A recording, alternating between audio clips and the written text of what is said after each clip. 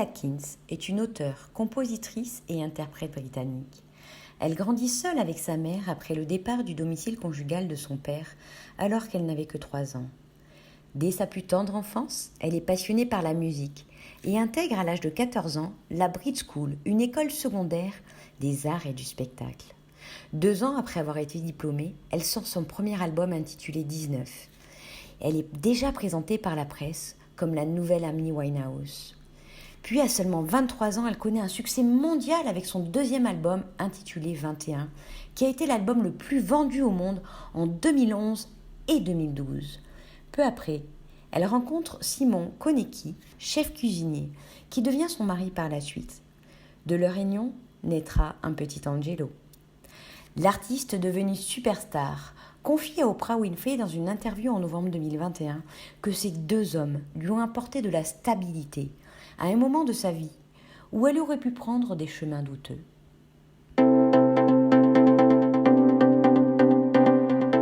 Au cours de ces dernières années, la compositrice a écrit un nouvel album sorti en fin d'année 2021, dans lequel elle nous livre toute la vulnérabilité d'une femme qui quitte le père de son enfant. Au cours d'une interview avec Oprah Winfrey, celle-ci demandera à Adele s'il y a eu un moment où elle s'est dit « je ne peux plus faire ça, je dois divorcer ». À ce moment-là, Adele confiera qu'il y a bien eu un moment entre amis qui a tout fait basculer. C'est la question. Y a-t-il quelque chose que personne ne sait à votre sujet, qui vient d'un test d'un magazine pour femmes, qui a fait l'effet d'une bombe pour son entourage? Voici ce qu'Adele révélera en réponse à cette question. I just said it in front of 3 of my friends. I was like, I'm really not happy. I'm not living.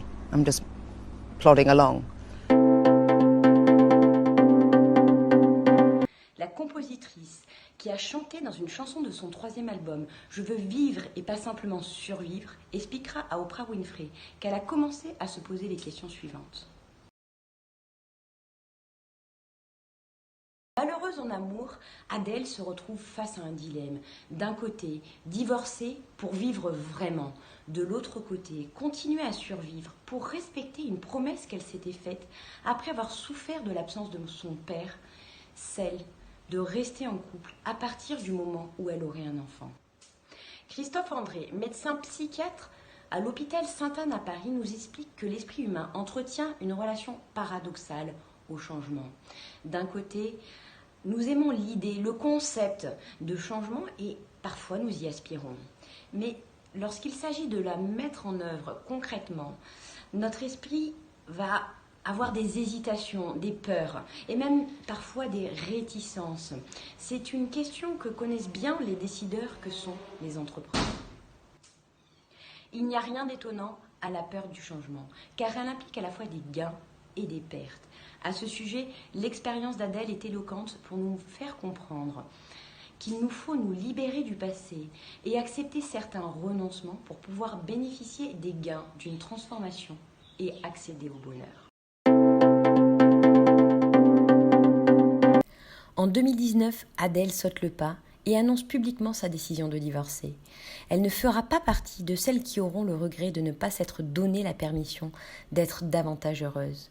C'est pourtant, selon l'expérience de Bronnie Ware, infirmière australienne en soins palliatifs, l'un des 5 regrets les plus fréquents des personnes en fin de vie.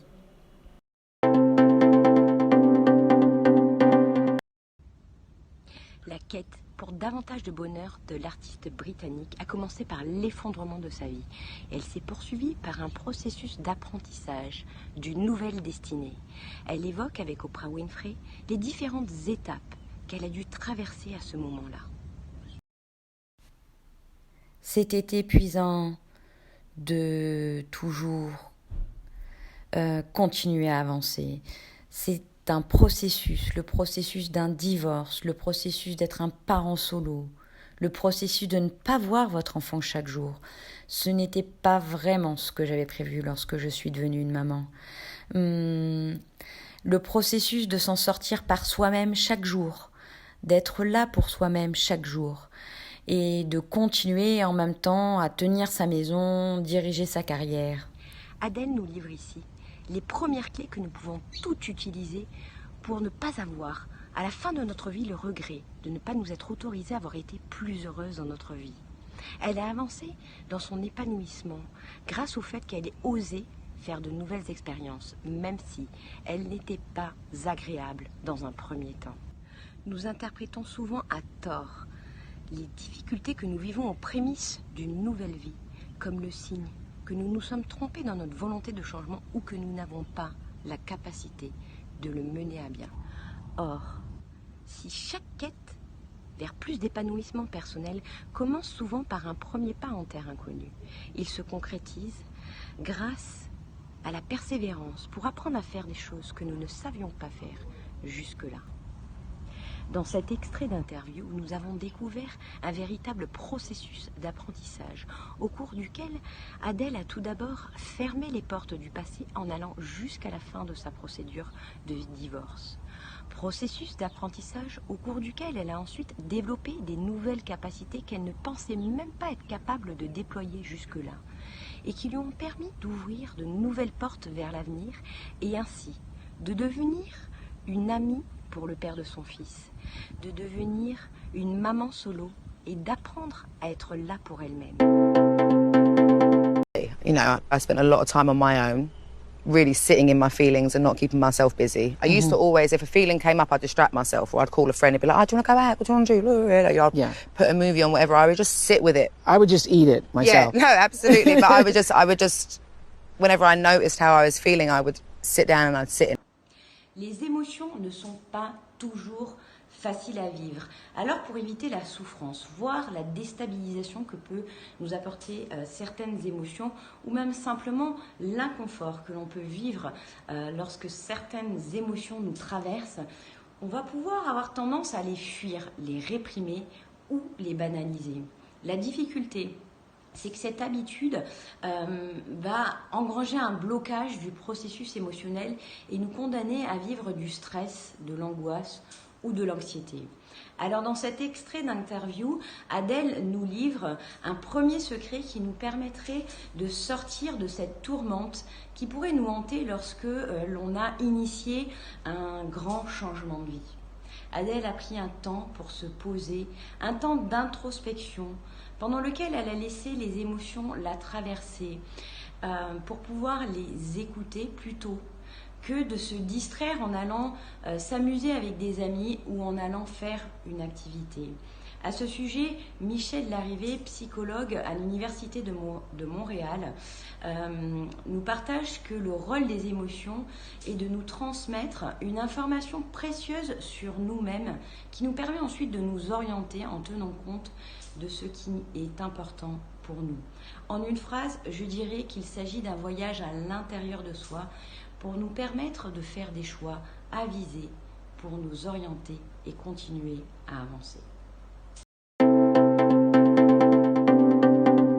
Actually, the album begins on a dark place, and then, songs after song, you go into light. Yes, exactly. Yeah, that's definitely the track listing, you know, that I put together. But it's also kind of real time, you know, from track 1 to 12.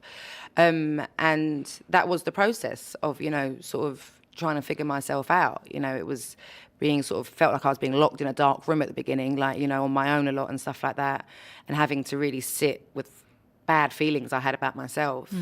And then, you know, doing all the work, and at the end, you know, I'm sort of like poking fun at myself by the last song and stuff like that. Yeah. And there is, you know, I was saying the other day, there is a lot of joy in finding it. Dans cette interview, Adèle nous livre le troisième secret de sa renaissance. Elle s'est confrontée aux mauvaises pensées qu'elle avait sur elle-même. Elle a notamment déclaré qu'elle s'était sentie coupable et embarrassée d'avoir quitté son mari. À ce moment-là, Adèle avait une mauvaise image d'elle-même, c'est-à-dire qu'elle portait un regard négatif sur ses caractéristiques, comme ses goûts, ses intérêts, ses qualités et ses défauts. L'image de soi est une des composantes de l'estime de soi qui est quant à elle l'évaluation que l'on peut faire de notre propre valeur. Reconnaître un discours intérieur négatif est le meilleur moyen de redorer l'image de soi. On ne transforme pas ce que l'on ne connaît pas. À ce sujet, savez-vous que le courant dominant en psychologie aujourd'hui va vers une conception dynamique du cerveau ? Selon cette conception, si la part de notre patrimoine génétique influence la révélation de nos traits de personnalité, la plasticité cérébrale nous permet une grande transformation de notre cerveau et de notre état d'esprit. Vous pouvez ainsi sortir de la culpabilité en transformant le ton de vos pensées. Certaines pensées négatives résultent d'une perspective un peu fixe, comme celle qu'avait Adèle de voir comme un échec le fait de ne pas avoir réussi à faire perdurer son mariage. Regardez la situation sous un angle différent, comme par exemple celui de se dire que l'on est confronté à un défi auquel on est en train de chercher des solutions, sera une approche plus constructive sur vous-même qui vous ouvrira un accès vers votre renaissance. Voici venu le temps pour vous de faire un premier pas vers des contrées inexplorées pour épouser la félicité. Faites ce voyage intérieur pour fermer les cachots du passé et dessiner votre jardin d'Éden de demain. Expérimentez, apprenez sans compter pour devenir celle que vous rêvez d'être. Et si vous souhaitez vous épanouir tout en conservant un rôle auprès de votre famille, téléchargez mon guide gratuit que j'ai appelé Les secrets des femmes inspirantes, dans lequel je vous partage 6 piliers pour apprendre à mieux vous connaître et initier des changements positifs dans votre vie. Je vous mettrai le lien sous cette vidéo. Au plaisir de vous voir briller. Bonne journée.